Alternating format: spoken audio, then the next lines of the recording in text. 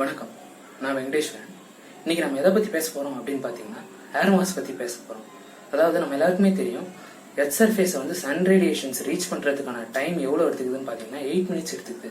இவ்வளோ டைம் எதுக்கு எடுத்துக்குது அப்படின்னு பார்த்தீங்கன்னா, mean distance between the earth and the sun பார்த்தீங்கன்னா 1.5 × 10⁻11 மீட்டர்ஸ். இவ்வளோ டிஸ்டன்ஸ் இருக்கிறதுனால தான் இந்த டைம் எடுத்துக்குது. அது மட்டும் இல்லாமல் 6.25 × 10⁻11 வாட்/மீட்டர் ஸ்கொயர் ஆஃப் எர்த் எனர்ஜி வந்து சன்லேருந்து வருது. ஆனால் நம்ம எர்த் சர்ஃபேஸை ரீச் பண்ணுறதுக்கு, அதாவது எக்ஸ்ட்ரா டெரஸ்ட்ரியல் ரேடியேஷன் பார்த்தீங்கன்னா 1367 வாட்/மீட்டர் ஸ்கொயர் தான் வருது.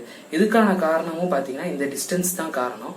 அது மட்டும் இல்லாமல் எக்ஸ்ட்ரா டெரஸ்ட்ரியல் ரேடியேஷனான solar constant 1367 watt metre square outer ஸ்பேஸில் இருக்கிற வரைக்கும் எந்த ஒரு லாசஸும் கிடையாது அதுக்கு. ஆனால் அட்மாஸ்பியரிக் ஏர்க்குள்ளார வந்ததுக்கப்புறம் அது வந்து அப்சார்ப்ஷன், ஸ்கேட்டரிங், அதுக்கப்புறம் ரெஃப்ளெக்ஷன் அப்படின்ட்டு நிறைய ப்ராசஸ் போகிறதுனால அதில் வந்து நிறைய லாசஸ் நடக்குது. ஸோ ஒரு மினிமம் அமௌண்ட் ஆஃப் ரேடியேஷன் தான் வந்து எர்த் சர்ஃபேஸை ரீச் பண்ணுது. இது ஏன் காரணம், இதுக்கு என்ன காரணம் அப்படின்னு கேட்டிங்கன்னா, இந்த இருக்கிற நடுவில் இருக்கிற இந்த ஏர் மாஸ் தான் காரணம். அந்த சன்லைட் வர்ற பாத்தில் இருக்கிற அந்த ஏர் மாலிகூல்ஸ் தான் ஏர் மாஸ் அப்படின்னு சொல்லுவாங்க. இது இந்த சன்லைட்டோட பாத் வந்து எவ்வளோக்கு எவ்வளோ ஷார்ட்டாக இருக்கோ அந்த அளவுக்கு ஏர் மாஸ் கம்மியாக இருக்கும். ஏர் மாஸ் கம்மியாக இருந்ததுன்னா வந்து எர்த் சர்ஃபேஸை ரீச் பண்ணுற ரேடியேஷன் வந்து அதிகமாக இருக்கும். இதுவே ஒரு குறிப்பிட்ட ஆங்கிளில் வந்து சன்லைட்ஸ் வருது அப்படின்னா அப்போ அதோட லெங்த் வந்து அதிகமாக இருக்கும். அப்படி அந்த லெங்த் அதிகமாக இருக்கும்போது அங்கே இருக்கிற ஏர் மாஸும் அதிகமாக இருக்கும். ஏர் மாஸ் அதிகமாக இருந்ததுன்னா ஆட்டோமேட்டிக்காக எர்த் சர்ஃபேஸ்க்கு வர்ற அந்த ரேடியேஷன்ஸ் கம்மியாயிடுது. மிச்சத்தை நான் வந்து டயக்ராம் போட்டு எக்ஸ்பிளைன் பண்ணுறேன். இதுதான் ஏர் மாஸோட டயக்ராம். இதை பற்றி சொல்கிறதுக்கு முன்னாடி இதோட டெஃபினிஷன் என்னன்னு சொல்லிடுறேன். அதாவது air mass is defined as the ratio of mass of the atmosphere through which beam radiation passes to the mass it would pass through if the sun is at the zenith. அதாவது என்ன சொல்கிறாங்க அப்படின்னு பார்த்தீங்கன்னா, ஒரு beam radiation இன்க்ளைண்டாக வந்து ஒரு earth சர்ஃபேஸை reach பண்ணும்போது அது பாஸ் பண்ணி வர்ற அந்த மாஸ் ஆஃப் த ஏருக்கும், அதே பீம் ரேடியேஷன் ஜெனித்தில், அதாவது எர்த்துக்கு 90 டிகிரியில் வந்து விழும்போது அது பாஸ் பண்ணி வர்ற மாஸ் ஆஃப் த ஏருக்கும் இருக்கிற ரேஷியோ தான் ஏர் மாஸ் அப்படின்னு சொல்கிறாங்க. அதுக்கப்புறம் பார்த்தீங்கன்னா, இங்கே வந்து AM is equal to air mass, அதாவது ஏஎம்னு எங்கே போட்டிருந்தாலும் அது ஏர் மாஸ்ன்னு அர்த்தம். இதோட ஃபார்முலா வந்து AM is equal to 1/cos θ, அதாவது ஈக்குவல் டு சீக்கன் தீட்டா. 1/cos θ வந்து சீக்கன் தீட்டா. தீட்டா இசட்டுன்றது ஜெனித் ரேடியேஷன், ஜெனித்தில் வந்து விழுற இந்த ரேவுக்கும் இன்க்ளைண்டாக வந்து விழுற ரேவுக்கும் இருக்கிற ஆங்கிள் தான் ஜெனித் ஆங்கிள். ஓகேங்களா?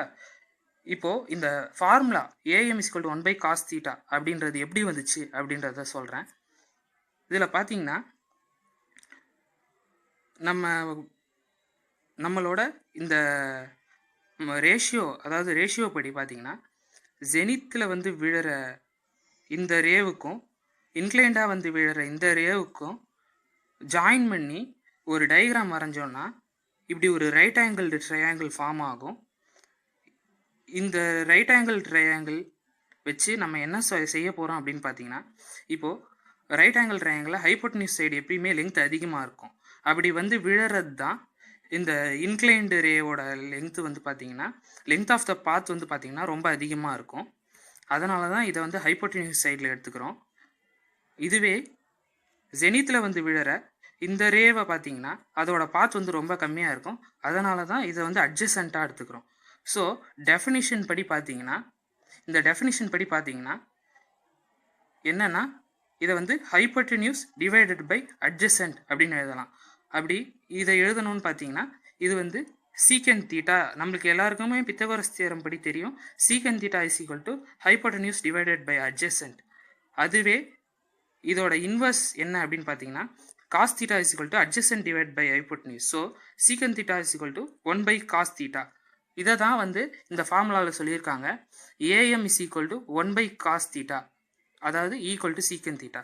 ஓகேங்களா? இந்த ஃபார்முலா வந்து இப்படி தான் வந்தது. இந்த டெஃபினேஷன் வச்சு இந்த ஃபார்முலாவை வந்து டிரைவ் பண்ணியிருக்காங்க.